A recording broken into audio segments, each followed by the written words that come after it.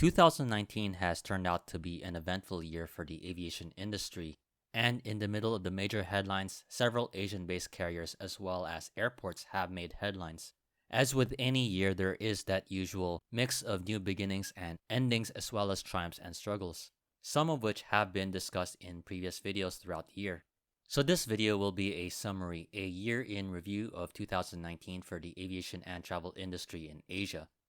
So the first story that I will discuss is the Boeing 737 MAX situation, which has dominated the headlines throughout the year. Following the crash of Lion Air JT610 in October of 2018, the crash of ET302 set off a chain of events throughout the world, starting with the scrutiny of the Boeing 737 MAX, which saw several countries in Asia such as China, South Korea, and Singapore among the first countries to ban the operations of the aircraft in their countries, affecting the airlines that already have it delivered, as the production for the aircraft has grinded to a halt, and the Boeing company going through several leadership changes throughout this year. The groundings of the MAX has forced airlines to adjust their plans and pay extra costs for storage and maintenance of these aircraft while they are grounded, as there's still some uncertainty as to when the aircraft will be able to take to the skies again. While Boeing has been in the defensive end of addressing problems of the 737 MAX, it's been a year of a pivot for European aircraft manufacturer Airbus, as earlier in the year it announced it will end the production of the Airbus A380 Super Jumbo within the next few years. While it will be the end of the Super Jumbo, the aircraft manufacturing company made headlines with the introduction of the Airbus A321 XLR, the longer-range narrow-body version of the A321 family aircraft, which was introduced at the Paris Air Show. Since Airbus introduced the aircraft at the Paris Air Show, it has gained some orders from airlines including those based in Asia such as Cebu Pacific, AirAsia, and Indigo. While the eternal struggle between Boeing and Airbus in terms of aircraft manufacturing is still ongoing, and new challengers such as Mitsubishi and China's Comac are entering the picture, this year saw politics affecting one of Asia's major hubs, the Hong Kong International Airport, as the city has been seeing large pro-democracy protests during the summer, which in August saw protesters taking hold at the airport, forcing the closure of operations and the cancellation and delays at the airport. As a side effect to the protests, there have been reductions of flights and capacity as a result of weaker demand, with both of Hong Kong's airlines, Hong Kong Airlines and Cathay Pacific being the most affected. Though Hong Kong Airlines already in a weakened state now brings up the next point of several regional-based airlines that have been struggling in 2019.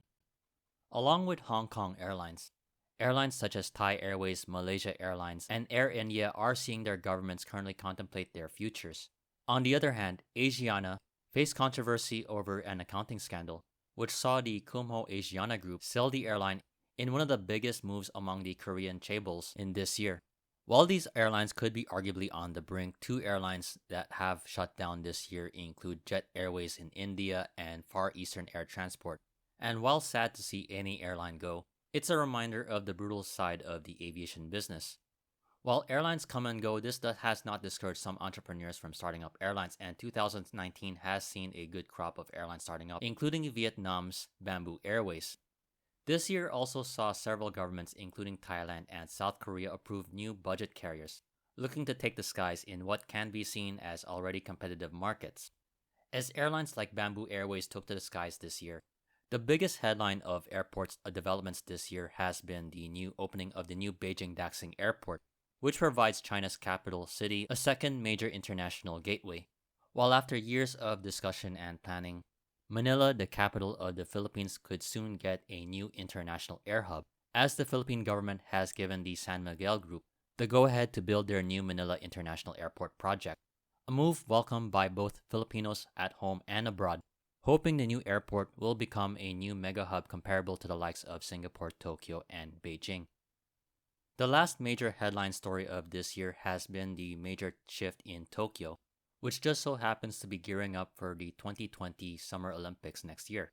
After negotiations with the United States, the Japanese government is authorizing new flight slots at Tokyo Haneda for international flights, along with the opening of some airspace around the Tokyo City area.